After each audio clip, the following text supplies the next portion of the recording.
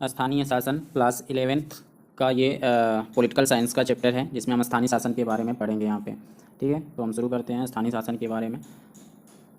ये कुछ मध्य प्रदेश का जिला चित्तौड़, कुछ कहानियाँ हैं। उसके तमिलनाडु का गाँव वेंगसैल के बारे में कहानी दिया हुआ है। पहला क्वेश्चन बनेगा कि 1997 में तमिलनाडु की सरकार ने कितने कर्मचारियों को 2-2 हेक्टेयर ज़मीन आवंटित की थी? तो 71,000 कर्मचारी, 71,000 नहीं, 71 सरकारी कर्मचारियों को 2-2 हेक्टेयर ज़मीन आवंटित की थी। कहाँ की सरकार ने? तमिलनाडु की सरकार ने। जब वहाँ की सरकार ने कर्मचारियों को 2-2 हेक्टेयर ज़मीन आवंटित की, लेकिन वहाँ की जो पंचायत थी उसने क्या कर दिया? मना कर दिया, और मद्रास कोर्ट में क्या कर दी? अपील कर दी उसे। ठीक है, जब वो अपील कर देता है तो क्या घटना घटता है कि खंडपीठ में अपील किया। फिर कहाँ अपील किया था? खंडपीठ में अपील किया। तो खंडपीठ ने पहले पे जो फैसला दिया था उसको क्या कर दिया? पलट दिया, और कहा कि सरकारी आदेश पंचायत की शक्तियों की अवहेलना तो करता ही है। यह बात किसने कही थी? तो खंडपीठ ने कही थी। ठीक है, तो इस तरह से कहा जाता है कि स्थानीय सरकार के पास भी पावर होनी चाहिए। अगला क्वेश्चन बनेगा कि स्थानीय शासन की संस्थाओं को संवैधानिक दर्जा कब प्रदान किया गया था? तो स्थानीय शासन की संस्थाओं को संवैधानिक दर्जा 1993 में प्रदान किया गया था। स्थानीय शासन का मतलब क्या होता है? स्थानीय शासन का मतलब है कि आम आदमी के सबसे नज़दीक शासन। स्थानीय शासन का तात्पर्य क्या होगा? कि आम आदमी के सबसे नज़दीक का शासन स्थानीय शासन कहलाएगा। स्थानीय शासन का विषय क्या होगा? स्थानीय शासन के विषय होते हैं आम नागरिक की समस्या, उसकी रोज़मर्रा की ज़िंदगी। स्थानीय शासन का विषय क्या है? आम आदमी की समस्या और उसकी रोज़मर्रा की ज़िंदगी। स्थानीय शासन की मान्यता के अनुसार लोकतांत्रिक फैसला लेने के अनिवार्य घटक क्या हैं? तो लोकतांत्रिक फैसला लेने के अनिवार्य घटक है कि स्थानीय ज्ञान होना चाहिए, और वो स्थानीय ज्ञान किसके हित में जो फैसला लिया जाएगा वो किसके? स्थानीय हित के प्रयोग में लिया जाएगा। ठीक है, स्थानीय ज्ञान और स्थानीय हित के प्रयोग में। भारत में स्थानीय शासन का विकास, भारत में स्थानीय शासन के विकास के बारे में बात करें तो उसके बारे में कौन से विकास हुए थे? तो अपने शासन को खुद चलाने वाली ग्राम समुदाय प्राचीन भारत में सभा के रूप में मौजूद थी। हम देखते हैं कि जो ग्राम समुदाय थे प्राचीन समय से ही अपने गांव के फैसले लेते थे। जो बुजुर्ग लोग होते थे उसमें वही गांव के फैसले लेते थे। जैसे खाप पंचायत अभी भी जैसे हरियाणा हो गया, राजस्थान हो गया, ये सब राज्यों में खाप पंचायत चलती है जहाँ के बुजुर्ग लोग फैसले लेते हैं। और यहीं आगे चलकर क्या किया था? पंचायत का रूप धारण किया था। आधुनिक समय में स्थानीय शासन की बात करें तो इसके लिए सबसे पहला जो प्रोसेस देखने को मिलता है वो निर्वाचित निकाय सन 1882 में आया। स्थानीय शासन का निर्वाचित निकाय कब आया था? 1882 ईस्वी में आया था। किस रूप में? आधुनिक रूप में आया था। 1882 का जो स्थानीय शासन आया था उस समय भारत का वायसराय कौन था? तो भारत का वायसराय लॉर्ड रिपन था। उस समय कौन था? लॉर्ड रिपन था। रिपन ने इसको बनाने की पहल की थी। स्थानीय शासन को बनाने की पहल किसने की थी? रिपन ने। रिपन के काल में स्थानीय शासन को किस नाम से जाना जाता था? तो मुकामी बोर्ड के नाम से जाना जाता था, यानी लोकल बोर्ड के नाम से, या मुकामी बोर्ड कहा जाता था, या लोकल बोर्ड कहा जाता था। शुरू में इसकी प्रक्रिया बहुत धीमी थी। कांग्रेस ने इसमें तेजी लाने की मांग की। 1919 में गवर्नमेंट इंडिया एक्ट के तहत अनेक ग्राम पंचायत में ग्राम पंचायत बने। किसके तहत? 1919 गवर्नमेंट इंडिया एक्ट के तहत हमें भी देखने को मिलता है। किसको? स्थानीय शासन के रूप में देखने को मिलता है। क्या चीज़ देखने को मिला था उस समय? तो उस समय देखने को मिला था कि गवर्नमेंट इंडिया एक्ट जो थी, गवर्नमेंट इंडिया एक्ट के रूप में 1919 में गवर्नमेंट इंडिया एक्ट के तहत अनेक प्रांतों में ग्राम पंचायत बने। ठीक, यह प्रवृत्ति कब तक जारी रही? तो यह प्रवृत्ति 1935 के बाद भी जारी रही। भारतीय स्वतंत्रता संग्राम के दिनों में गांधी जी ने जोर देकर कहा था कि आर्थिक और राजनीतिक सत्ता का विकेंद्रीकरण होना चाहिए। आर्थिक और राजनीतिक सत्ता का विकेंद्रीकरण होना चाहिए, यह बात किसने कही थी? तो यह बात गांधी जी ने कही थी। कब? जब भारत में स्वतंत्रता आंदोलन का दौर चल रहा था। ठीक है, उस समय भी यही बात गांधी जी ने कही थी। और ग्राम पंचायत के बारे में बात करें तो किस आर्टिकल में देखने को मिलता है? तो आर्टिकल 40 में देखने को मिलता है। जब भारत का संविधान बना था उस समय तो पंचायती राज सिस्टम नहीं था, तो उस समय पंचायत को किस में डाला गया था? ग्राम पंचायत के बारे में तो वो उसमें डाला गया था मौलिक कर्तव्य वाले भाग में। ठीक है, दूसरा बात इसमें क्या होता है कि दूसरा इसमें कहा गया है कि ग्राम पंचायत को मजबूत बनाना। ये किसकी बात करें? गांधी जी की बात की। उन्होंने क्या कहा था? सत्ता के विकेंद्रीकरण का कारगर साधन है। यानी ग्राम पंचायत को मजबूत बनाने के लिए क्या करना चाहिए? तो ग्राम पंचायत को मजबूत बनाने के लिए सत्ता विकेंद्रीकरण एक कारगर साबित होगा। आज़ादी की शुरुआत सबसे नीचे से होगी, यानी आज़ादी की शुरुआत कहाँ से होगी? सबसे निचले व्यक्ति से होगी, यानी कि सबसे निचला व्यक्ति जो होगा अगर वहाँ तक सत्ता पहुँच रही है तो आज़ादी उसी को माना जाएगा। हर गांव एक गणराज्य होगा। हर गांव क्या होगा? एक गणराज्य होगा। जीवन पिरामिड होगा जिसका शीर्ष आधार पे टिका होगा। ठीक है, जीवन क्या होगा? एक पिरामिड होगा और उसका शीर्ष किस पे टिका होगा? तो आधार पे टिका होगा। जब संविधान बना तो स्थानीय शासन प्रदेश को सौंपा गया था। यानी जब संविधान बना था भारत का तो उस समय स्थानीय शासन को किसको सौंपा गया था? तो स्थानीय शासन को प्रदेश को सौंपा गया था। ठीक है, वो प्रदेश के अंतर्गत आता था, चाहे तो वो वहाँ पे जिस प्रक्रिया से कानून बना के वो व्यवस्था कर सकता था। संविधान में स्थानीय शासन को किस में रखा गया था? तो नीति निर्देशक तत्व में स्थानीय शासन को रखा गया था जब संविधान बना था। ठीक है, किस में रखा गया था? नीति निर्देशक तत्व में रखा गया था। संविधान में स्थानीय शासन को महत्व दिए जाने का कारण किसने कहा था? तो नेहरू ने क्या कहा था? नेहरू ने कहा था कि अति स्थानीयता को राष्ट्रीय एकता और अखंडता के लिए खतरा मानते थे। यानी कि अति स्थानीयता को राष्ट्रीय एकता और अखंडता के लिए खतरा कौन मानता था? तो पंडित जवाहरलाल नेहरू मानते थे कि अगर अति स्थानीयता अगर प्रदान की जाए कर दी जाएगी तो उससे क्या होगा? राष्ट्रीय एकता और अखंडता को खतरा होगा। भीमराव अम्बेडकर क्या मानते थे स्थानीय शासन के रूप में? तो भीमराव अम्बेडकर मानते थे कि स्थानीय शासन का उद्देश्य तो अच्छा है, लेकिन ग्रामीण भारत के ऐसे माहौल में यह उद्देश्य मटिया मेट हो जाएगा। यह कथन किसका था? तो यह कथन था भीमराव अम्बेडकर का। लेकिन गांधी जी मानते थे कि जो स्थानीय शासन है वो जरूरी होना चाहिए, एकदम आखिरी व्यक्ति यानी जो निचले तबके का व्यक्ति उसके पास तक भी सत्ता का हस्तांतरण किया जाना चाहिए। ठीक, ये दो कथन थे। पहला कथन क्या था कि अति स्थानीयता को राष्ट्रीय एकता और अखंडता के लिए खतरा कौन मानता है? तो पंडित जवाहरलाल नेहरू मानते हैं। और भीमराव अम्बेडकर ये मानते हैं कि स्थानीय शासन का उद्देश्य तो सही है, लेकिन अगर ग्रामीण भारत की बात करें तो उसमें ऐसा माहौल है कि ये इसका उद्देश्य मटिया मिमेट हो जाएगा। मटिया मिमेट मतलब मट्टी में मिल जाएगा, जो हम सोच रहे हैं वैसे प्रोसेस वहाँ पे नहीं हो पाएगा। किसी भी सदस्य ने इसका विरोध नहीं किया। ठीक है, किसी भी सदस्य ने इसका विरोध नहीं किया, लेकिन गांव की गुटबाजी के ऊंच नीच से चिंता बढ़ गई। ठीक है, यानी कि जो स्थानीय शासन की बात कही गई इतना जो हुआ था, लेकिन उसके बाद भी स्थानीय शासन को समर्थन मिला और किसी ने इसका विरोध नहीं किया। लेकिन गाँव की जो गुटबाजी थी, ऊंच नीच की जो भावना थी उस समय, उसके इसका आगे बढ़ने में बहुत प्रॉब्लम हुई। अंतसैनम अयंगर ने क्या कहा था? अंतसैनम अयंगर जो थे उन्होंने क्या कहा था कि लोकतंत्र के हल में गाँव को स्वशासन स्वायत्तता हासिल करने की कला में प्रशिक्षित किया जा सकता है। ठीक है, यह हमारे लिए ज़रूरी है, यह हमारे लिए ज़रूरी है। बात किसने कही थी? तो किसने कही थी यह बात? अंतसैनम अयंगर ने यह बात कही थी। क्या बात कही थी? कि लोकतंत्र के हक में गाँव को स्वशासन स्वायत्तता हासिल करने की कला में प्रशिक्षित किया जा सकता है और यह हमारे लिए ज़रूरी भी है। अब बात करेंगे जब भारत को आज़ादी मिल गई, स्वतंत्र भारत में स्थानीय शासन के बारे में क्या देखने को मिलता है? तो जब भारत आज़ाद हो गया था उसके बाद स्थानीय शासन में बदलाव किए गए। और बदलाव किसके द्वारा किए गए? तो 73वें संविधान संशोधन द्वारा और 74वें संविधान संशोधन द्वारा बदलाव करके स्थानीय शासन को मजबूत आधार प्रदान किया गया था। 73वां संविधान संशोधन कब हुआ था? 1992। और इसको मान्यता कब मिली थी? तो इसको मान्यता मिली थी 24 अप्रैल को। 24 अप्रैल 1973 को मान्यता दी गई थी। इसलिए 24 अप्रैल को क्या मनाया जाता है? पंचायती राज दिवस मनाया जाता है। और 74वें संविधान संशोधन को या 1973 इसको 1 जुलाई 1973 में मान्यता मिली थी 74वें संविधान ने नगरीय स्थानीय शासन को। 73वें और 74वें संविधान संशोधन 73वें और 74वें संविधान संशोधन से पहले इस क्षेत्र में भी बहुत प्रयास हो चुके थे। जैसे पहला प्रयास था 1952 का। 1952 का प्रयास क्या था? सामुदायिक विकास कार्यक्रम का आयोजन कब किया गया था? 1952 में। इस कार्यक्रम का उद्देश्य क्या था? इस कार्यक्रम का उद्देश्य था कि स्थानीय विकास की विभिन्न गतिविधियों में जनता की भागीदारी हो। दूसरा, इसी कार्यक्रम के तहत ग्रामीण इलाकों के लिए एक त्रिस्तरीय पंचायती राज व्यवस्था की सिफारिश की गई। कुछ प्रदेशों में जैसे 1960 में निर्वाचन द्वारा बने स्थानीय निकायों की प्रणाली अपनाई गई, जैसे महाराष्ट्र और गुजरात में। 1960 में क्या देखने को मिलता है? जो सामुदायिक प्रक्रिया शुरू की गई थी। कब? 1952 में। सामुदायिक विकास कार्यक्रम, उसके अंतर्गत कुछ प्रदेश थे जहाँ पे निर्वाचन प्रक्रिया अपनाई गई। कब? 1960 में। कहाँ पे था? महाराष्ट्र और गुजरात में था 1960 में। जो वो राज्य कौन से थे जहाँ पे निर्वाचन द्वारा स्थानीय निकायों की नियुक्ति की गई थी? निकाय के पास उतनी शक्ति नहीं थी, यानी कि जो निकाय बनाएगी तो उस निकाय के पास उतनी शक्ति नहीं थी कि वे स्थानीय विकास की देखभाल कर सकें। ये ज़्यादातर किसके ऊपर डिपेंड रहते हैं? तो प्रदेश या केंद्र के ऊपर डिपेंड रहते हैं।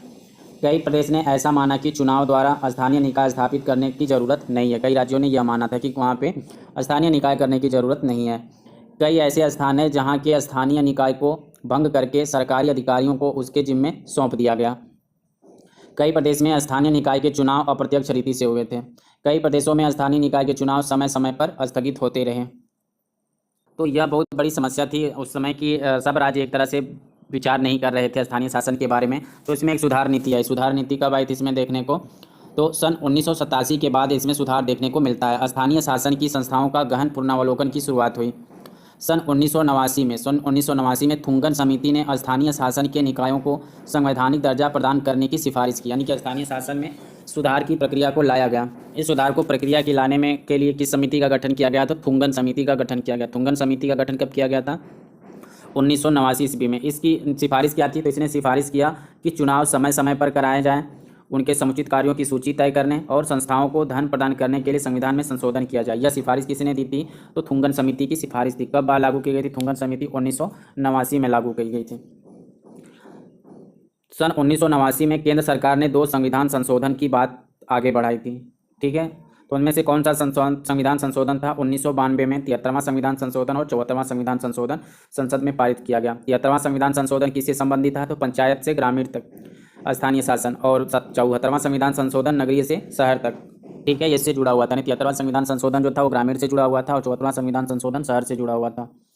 सन 1993 से 73वां संविधान संशोधन और 74वां संविधान संशोधन लागू हुआ। पंचायती जो ग्रामीण का समिति थी वो पंचायत समिति कब लागू हुई थी? 24 अप्रैल को पंचायती राज समिति का गठन किया गया था और 1 जुलाई 1973 को किसकी की गई थी? 1 जुलाई 1973 को नगरीय समिति की स्थापना की गई थी, लागू किया गया था। स्थानीय शासन को संशोधन से पहले राज्य सूची में रखा गया था और प्रदेश को इस बात की छूट थी कि वे स्थानीय शासन में अपनी तरह से लागू कानून बना सकते हैं। लेकिन संविधान संशोधन होने के बाद प्रदेश को ऐसे कानून बदलने पड़े। इसके लिए उन्हें 1 वर्ष का समय दिया गया, यानी कि अपने कानून को बदलने के लिए राज्य सरकार को कितने वर्ष का समय दिया गया? तो राज्य सरकार को अपने कानून बदलने के लिए 1 वर्ष का समय दिया गया। किसके अनुसार? संविधान संशोधन के अनुसार करने के लिए। किसके अनुसार करने के लिए? जो संविधान में संशोधन किया गया था उसको करने के लिए, उसके अनुसार करने के लिए कितने समय का दिया गया? तो 1 साल का समय दिया गया। अब बात करेंगे 73वां संविधान संशोधन या त्रिस्तरीय बनावट के बारे में। पहला पॉइंट क्या कह रहा है कि अब सभी प्रदेशों में पंचायती राज व्यवस्था का ढांचा त्रिस्तरीय है। कैसा है? तो अब सभी प्रदेशों में पंचायती राज का ढांचा कैसा है? तो त्रिस्तरीय है। दूसरा, लेकिन जिस प्रदेश छोटा है, यानी जो प्रदेश छोटा है वहाँ दूसरा स्तर नहीं होगा, यानी कि जहाँ पे 1 लाख से कम जनसंख्या होगी जिस राज्य में, या 10 लाख से, या शायद 1 लाख से कम जनसंख्या होगी, वहाँ पे मंडल या तालुका तीसरे स्तर की सरकार वहाँ पे नहीं होगी। वहाँ पे बस 2 स्तर की सरकार होगी। कौन कौन सी? पहली पंचायत स्तर, और ब्लॉक लेवल की यहाँ पे पंचायत नहीं होगी, वो जिला स्तर की पंचायत होगी यहाँ पे। तीसरा, ग्राम पंचायत में 1 या 1 से ज़्यादा गाँव होंगे। चौथा पॉइंट क्या है कि मध्यवर्ती स्तर पर मंडल या खंड या तालुका होगा और तीसरे स्तर पर क्या होगा? जिला पंचायत होगी। संविधान 73 के अनुसार ग्राम सभा की भूमिका और कार्य का फैसला प्रदेश के कानूनों से होता है और होना चाहिए। ग्राम सभा अनिवार्य रूप से बनाई जानी चाहिए। पंचायत के मतदाता के रूप में दर्ज हर प्रत्येक वयस्क नागरिक ग्राम सभा का सदस्य होगा, यानी ग्राम सभा का सदस्य कौन होगा? जो 18 साल से ऊपर होगा, ठीक है, वो ग्राम सभा का सदस्य होगा। चुनाव की बात करें तो पंचायती राज संस्था के तीनों स्तर सीधे जनता करती है। पंचायती राज संस्था के तीनों स्तर का चुनाव कौन करती है? तो जनता के द्वारा किया जाता है। दूसरा, यदि प्रदेश सरकार 5 वर्ष से पहले ही पंचायत को भंग करती है तो 6 माह के अंदर दोबारा चुनाव किया जाना चाहिए। 73वें संविधान संशोधन से पहले ऐसा कोई प्रावधान नहीं था, इसलिए 73वें संविधान संशोधन द्वारा प्रावधान किया गया कि प्रत्येक 5 वर्ष बाद चुनाव किया जाएगा, ठीक है। आरक्षण की बात करें तो सभी पंचायती संस्थाओं में महिलाओं के लिए कितने आरक्षण का प्रावधान किया गया? तो 1/3 सीट आरक्षित की गई है महिलाओं के लिए। तीनों स्तर पर SC ST के लिए सीट आरक्षित है। SC ST के सीट का आरक्षण जनसंख्या के अनुपात में दिया गया है। प्रदेश सरकार पर निर्भर है कि वह चाहे तो पिछड़ा वर्ग को आरक्षण दे सकती है। यह किसके ऊपर छोड़ दिया गया है? तो प्रदेश सरकार के ऊपर छोड़ दिया गया है। तीनों स्तर के अध्यक्ष पद तक आरक्षण का प्रावधान किया गया, यानी कि पद जो तीनों स्तर के जो प्रमुख पद होंगे वो भी आरक्षण के अंतर्गत दायरे में रखा गया है। आरक्षित सीटों में भी 1/3 सीटों पर महिलाओं को आरक्षित प्रदान किया गया, यानी कि जो आरक्षण दिया गया, जैसे ST के लिए अलग आरक्षण दिया गया, SC के लिए, ST के लिए अलग आरक्षण दिया गया, तो इसमें भी जो आरक्षण है इसमें भी महिलाओं को 1/3 आरक्षण मिलेगा, ठीक है। तो यानी कि डबल आरक्षण यहाँ पे दिया जा रहा है महिलाओं को। विषयों का स्थानांतरण की बात करें तो विषय जो थे इनको कैसे स्थानांतरित किया गया था? तो ऐसे विषय जो 29 हैं जो पहले राज्य सूची में थे अब उसे 11वीं अनुसूची में दर्ज कर दिया गया है, ठीक है। इसको पंचायती राज संस्थाओं को देना है, यानी पंचायती राज संस्था कितने विषयों पर कानून बना सकती है, कानून नहीं बना सकती, उस प्रकार वो अपना कार्य कर सकती है। तो कितने विषय हैं पंचायती राज के लिए? 29 विषय। पहले किसके पास था? पहले ये राज्य के पास था, किसको दे दिया गया है? तो स्थानीय शासन में पंचायती संस्था को दे दिया गया है, जिसको 29 विषय को स्थानीय शासन को हस्तांतरण करना प्रदेश की जिम्मेदारी है कि कितने की वह स्थानीय निकाय को शामिल करता है। अनुच्छेद 243 के जी में क्या कहा गया कि 11वीं अनुसूची में दर्ज मामलों में पंचायत को ऐसी शक्ति और प्राधिकार प्रदान कर सकती है। प्राधिकार है, पंचायतों की शक्ति है, उत्तरदायित्व, इनको उत्तरदायित्व वो वहन कर सकते हैं। 11वीं अनुसूची में जो दर्ज विषय हैं वो कौन कौन से हैं? तो 11वीं अनुसूची में जो दर्ज विषय हैं वो उनकी संख्या 28 है। मेन रूप से कौन कौन सी हैं? तो कृषि है, तीसरे में लघु सिंचाई, जल प्रबंधन, जल संचयन का है, 8वां में लघु उद्योग है, 10वां में ग्रामीण आवास है, 11 में पेयजल है, 13 में सड़क पुलिया है, 14 है ग्राम का विद्युतीकरण है, 16 में गरीबी उन्मूलन कार्यक्रम है, 17 में शिक्षा है, प्राथमिक और माध्यमिक स्तर की शिक्षा, 18 में तकनीक का प्रशिक्षण है और व्यावसायिक शिक्षा है, 19 में वयस्क और अनौपचारिक शिक्षा है, 20 में पुस्तकालय है, 21 में सांस्कृतिक गतिविधियां हैं, 22 में बाजार और मेला है, 23 में स्वास्थ्य और साफ सफाई एवं इसमें अस्पताल है, प्राथमिक स्वास्थ्य केंद्र है तथा डिस्पेंसरी है, 24 में परिवार नियोजन है, 25 में महिला और बाल विकास है, 26 में सामाजिक कल्याण है, 27 में कमजोर तबके का कल्याण है जो SC ST के अंतर्गत आते हैं, और 28 में सार्वजनिक वितरण प्रणाली। ये इतने विषय स्थानीय शासन को दिए गए, वो भी तिहत्तरवें संविधान संशोधन के तहत कौन से के ग्रामीण की जो सूची बनती है उसके अंतर्गत दिया गया है। ये शहरी सूची के लिए 18 विषय हैं। भारत के अनेक प्रदेशों के आदिवासी जनसंख्या वाले क्षेत्रों को 73वां संविधान के प्रावधानों से दूर रखा गया था। यानी 73वें संविधान संशोधन के अंतर्गत जो था उसमें आदिवासी जनसंख्या वाले क्षेत्रों को इस प्रावधान से दूर रखा गया था। ये प्रावधान इन क्षेत्रों पर लागू नहीं थे। 1996 में अलग से एक अधिनियम बना और पंचायती व्यवस्था के प्रावधानों के दायरे में इन क्षेत्रों को भी शामिल कर दिया गया। यानी कि जो आदिवासी जनसंख्या वाले क्षेत्र थे वो 73वें संविधान संशोधन के अंतर्गत पंचायती राज व्यवस्था के अंतर्गत नहीं आते थे, लेकिन उनके लिए एक कानून बनाया गया। कब? 1996 ईस्वी में। 1996 में कानून बनाकर आदिवासियों की जनसंख्या वाले क्षेत्र को भी पंचायती राज व्यवस्था में शामिल कर दिया गया। इनके रीति रिवाज को ध्यान में रखा गया था। राज्य चुनाव आयुक्त प्रदेश के लिए जरूरी है कि वे राज्य चुनाव आयुक्त की नियुक्ति करेगा। इस आयुक्त की जिम्मेदारी पंचायती राज संस्थाओं के चुनाव कराने की होगी।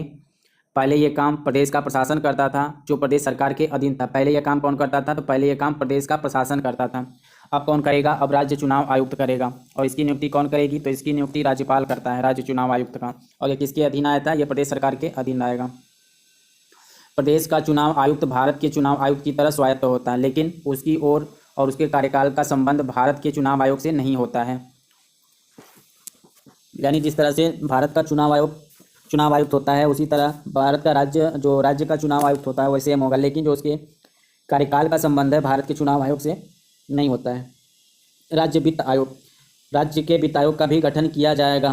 प्रत्येक 5 वर्ष पर राज्य सरकार द्वारा एक प्रादेशिक वित्त आयोग बनाना जरूरी है। पहला, इसके कार्य क्या होंगे? तो मौजूदा स्थानीय शासन की संस्थाओं की आर्थिक स्थिति का जायजा लेगा। दूसरा, राजस्व के बंटवारे का पुनर्वलोकन करेगा। प्रदेश तथा स्थानीय शासन की व्यवस्था के बीच में शहरों और ग्रामीण स्थानीय शासन की संस्थाओं के बीच राजस्व का बंटवारे का निर्धारण कौन करेगा? राज्य वित्त आयोग करेगा। ऐसा इसलिए किया जाता है ताकि ग्रामीण स्थानीय शासन को धन आवंटित करना और राजनीतिक मसला न बने, इसलिए ये प्रोसेस किया जाता है। ब्राज़ील के संविधान में प्रांत, संघीय, जिले तथा नगरपालिका की व्यवस्था है। इनमें सभी को स्वतंत्र शक्तियां प्राप्त हैं। इनका न्यायाधिकार भी अलग अलग है। राज्य नगरपालिका परिषद के काम काज में हस्तक्षेप नहीं कर सकता। यानी कि कहाँ पे है? ब्राज़ील में जो राज्य है वो नगरपालिका परिषद के कामकाज में हस्तक्षेप नहीं कर सकता है। और इनका जो न्यायाधिकार है वो भी अलग अलग होता है। और यहाँ पे सभी को स्वतंत्र शक्तियाँ प्राप्त हैं। ब्राज़ील के संविधान में प्रांत, संघीय, जिले तथा नगरपालिका की व्यवस्था मौजूद है।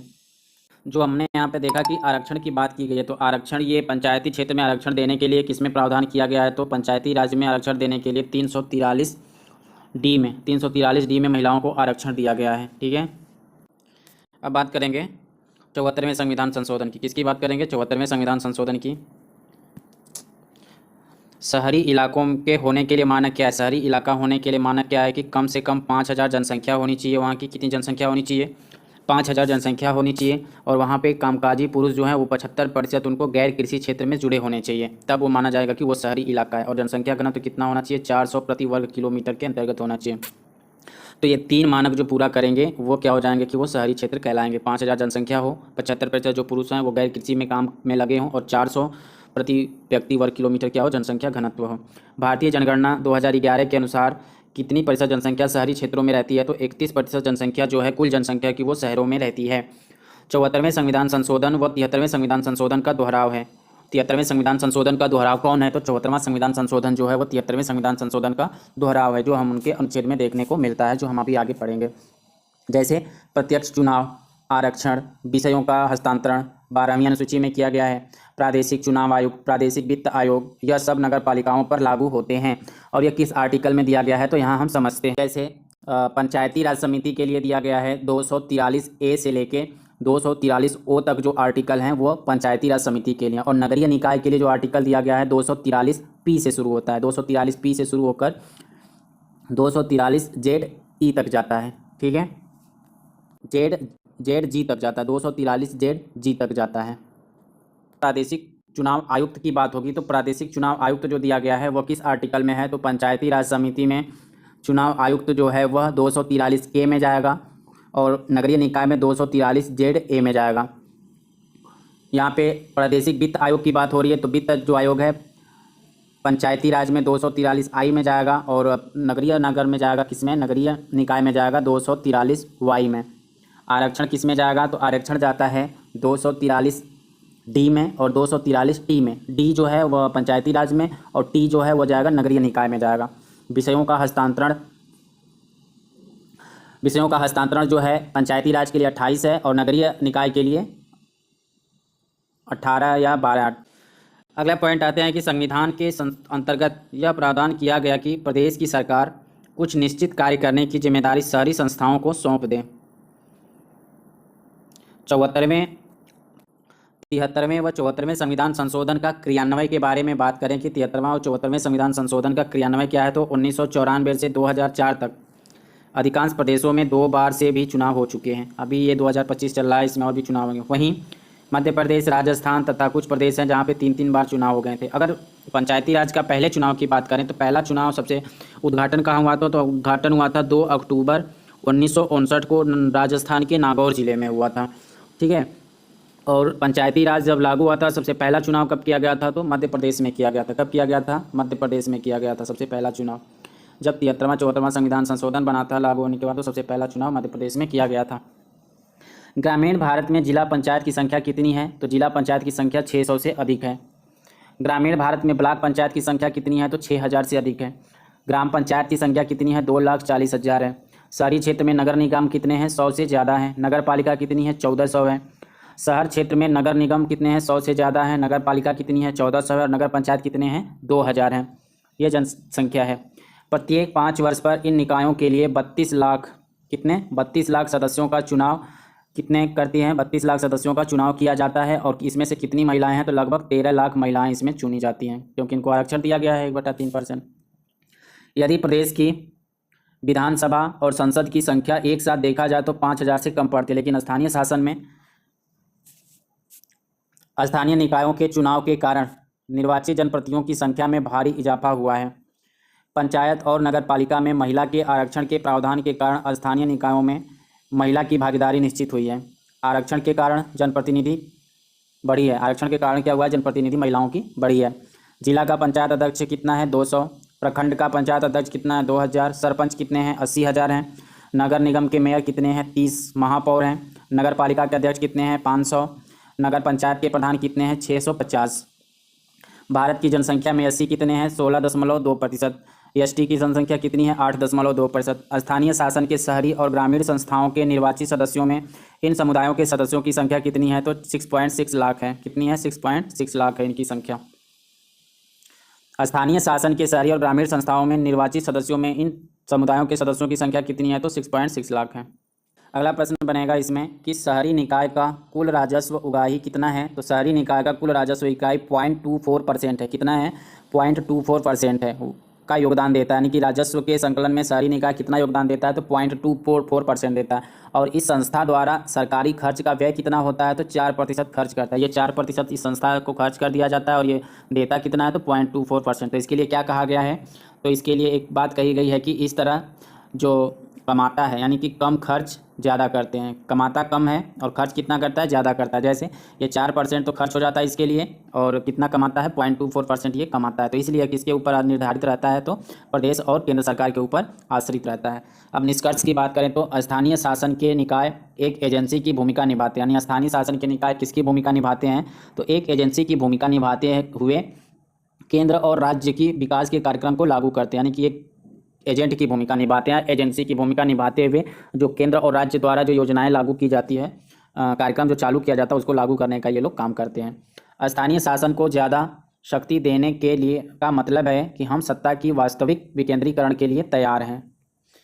ठीक है। तो इसमें कुछ आर्टिकल के बारे में है, वो हम देख लेते हैं। आर्टिकल 243A में पंचायती राज की परिभाषा दिया गया है। 243P में नगरीय निकाय की परिभाषा दिया गया है। 243B में पंचायती राज का गठन। 243Q में नगरीय निकाय का गठन।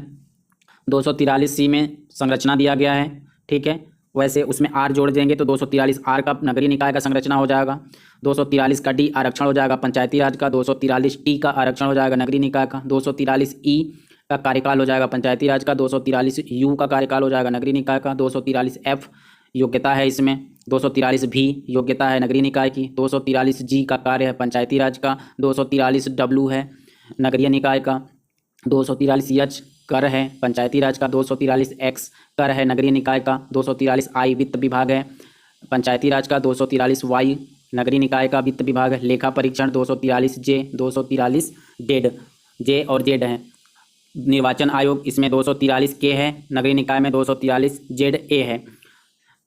243 एल में यूटी में राष्ट्रपति की नियुक्ति करता है और यहाँ पे राज्यपाल नियुक्ति करता है। और 243 जेड बी में इनकी क्या है, इनकी नियुक्ति जो की जाती है किसकी, निर्वाचन आयुक्त की।